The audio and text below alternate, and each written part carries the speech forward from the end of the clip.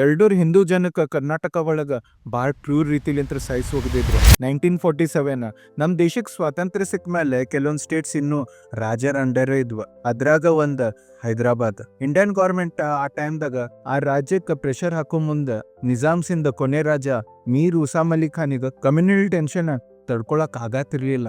ಆ ಟೈಮ್ದಾಗ ಅವ್ನ ಸೇನೆ ಅಂದ್ರೆ ರಜಾಕರ್ಸಿಗ ಒಂದ್ ಇನ್ಫಾರ್ಮೇಶನ್ ಸಿಕ್ತ.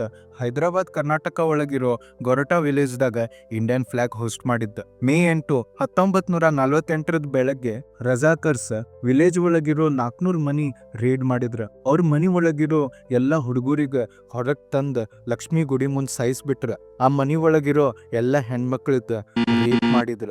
ಆ ದಿನ ಆ ಊರ್ ಒಳಗ 200ಕ್ಕಿಂತ ಜಾಸ್ತಿ ಮಂದಿ ಬಾಳ್ ಕ್ರೂರ್ ರೀತಿಲಿಂತ್ರ ತಮ್ಮ ಜೀವ ಕಳ್ಕೊಂಡಿದ್ರು. The end of era Hyderabad memories ಅನ್ನೋ ಬುಕ್ದಾಗ ಆ ಊರ ಹೆಂಗ್ ಸ್ಮಶಾನ ಆಗಿತ್ತಂತ ಹೇಳಿ ಬರ್ದಿಟ್ಟಾರ. ಕೆಲವೊಂದ್ ತಿಂಗಳಾದ್ಮೇಲೆ Sardar Vallabhbhai Patel operation polio launch ಮಾಡಿ ಆ ಊರಿಗೆ ನಿಜಾಮ್ಸ್ಲಿಂತ್ರ ಮುಕ್ತಿ ತಂದು ಕೊಟ್ರು. ನಾನು 10 ವರ್ಷ ಸ್ಕೂಲ್, 2 ವರ್ಷ PUC ಮತ್ತು 4 ವರ್ಷ ಇಂಜಿನಿಯರಿಂಗ್ ಮಾಡ್ಯಾನೆ.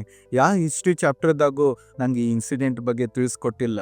ಜಾಲಿಯನ್ ವಾಲಾ ಬಾಗಿಂದ ಇನ್ಸಿಡೆಂಟ್ ಇಡೀ ವರ್ಲ್ಡಿಗೆ ಗೊತ್ತಿತ್ತು. ಆದ್ರೆ ಮೋಸ್ಟ್ಲಿ ಈ ಇನ್ಸಿಡೆಂಟ್ ಬಗ್ಗೆ ನಮ್ಮ ಕರ್ನಾಟಕದ ಜನಕ್ಕೂ ಗೊತ್ತಿಲ್ಲ ಅನಿಸ್ತೆ. ಶೇರ್ ಮಾಡ್ರಿ ಈ ರೀಲಿನ, ತಿಳಿಸ್ರಿ ಮಂದಿಗೆ ಕರ್ನಾಟಕದ ಡಾರ್ಕ್ ಹಿಸ್ಟ್ರಿ. ನಿಮ್ಗೆ ಇದ್ರ ಬಗ್ಗೆ ಮತ್ತೆ ಇನ್ಫಾರ್ಮೇಶನ್ ಬೇಕಂದ್ರೆ ಕಾಮೆಂಟ್ ಸೆಕ್ಷನ್ದಾಗ ಲಿಂಕ್ ಶೇರ್ ಮಾಡ್ಯಾನಿ, ರೆಫರ್ ಮಾಡ್ರಿ ಮತ್ತು ಫಾಲೋ ಮಾಡ್ರಿ ಅ ಕ್ಲಾಸಿಕ್.